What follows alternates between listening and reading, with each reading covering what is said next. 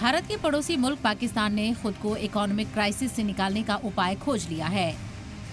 शाहबाज सरकार और field marshal Asim Munir ने अपने एटम बम को इकोनॉमिक क्राइसिस से निकालने का हथियार बना लिया है।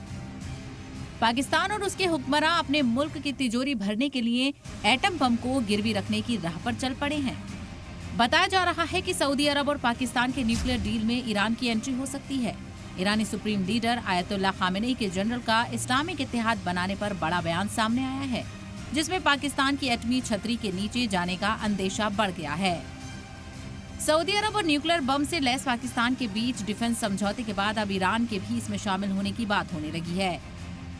ईरान के supreme leader Ayatollah Ali Khamenei के senior adviser major general Yahya Rahim Safavi ने इसकी वकालत की है।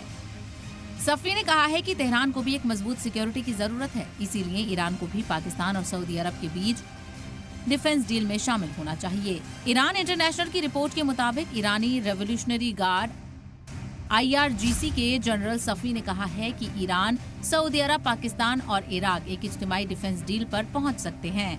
पाकिस्तान और सऊदी अरब ने 17 सितंबर 2025 को एक तारीखी डिफेंस डील पर दस्तखत किए थे, जिसमें कहा गया है कि दोनों में से किसी एक मुल्क पर हमले को दोनों के खिलाफ हमला माना जाएगा। इस समझौते पर सऊदी क्राउन प्रिंस मोहम्मद बिन सलमान और पाकिस्तान के PM शहबाज शरीफ ने रियाद में दस्तखत किए थे। माना जा रहा है कि पाकिस्तान ने अपने मुल्क की तंगी को दूर करने के लिए अपने एटम बम को किराए पर उठा दिया है। ये समझौता कतर पर इजराइल के हमलों के 8 दिन बाद हुआ था। इस हमले ने जमीनी हालात को उलट दिया था और खाड़ी मुल्कों में सिक्योरिटी को लेकर टेंशन पैदा कर दी थी। इस समझौते ने सऊदी को पाकिस्तान की न्यूक्लियर छतरी के नीचे ला दिया है। अब ईरानी जनरल ने ही इस्लामिक इत्तेहाद की बात कहकर सनसनी फैला दी है। ईरान के general Safavi supreme leader Khamenei के करीबी हैं। उसने डिफेंस डील पर डिटेल से बात करते हुए इसे एक पॉजिटिव कदम बताया था।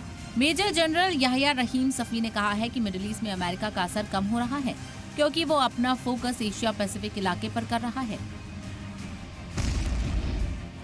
इस हालात में हम एक इलाकाई इस्लामिक इत्तेहाद बना सकते हैं।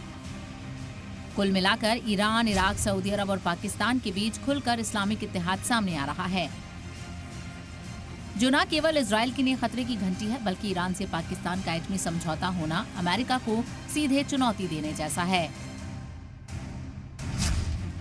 अब साफ हो गया है कि पाकिस्तान का एटम बम कभी भी किसी भी मुस्लिम मुल्क के हाथ लग सकता है, जिससे दुनिया में पावर बैलेंस बिगड़ सकता है। इसका नुकसान किसे उठाना पड़ेगा, ये पूरी दुनिया को पता है। ब्यूरो रिपोर्ट, सलाम TV।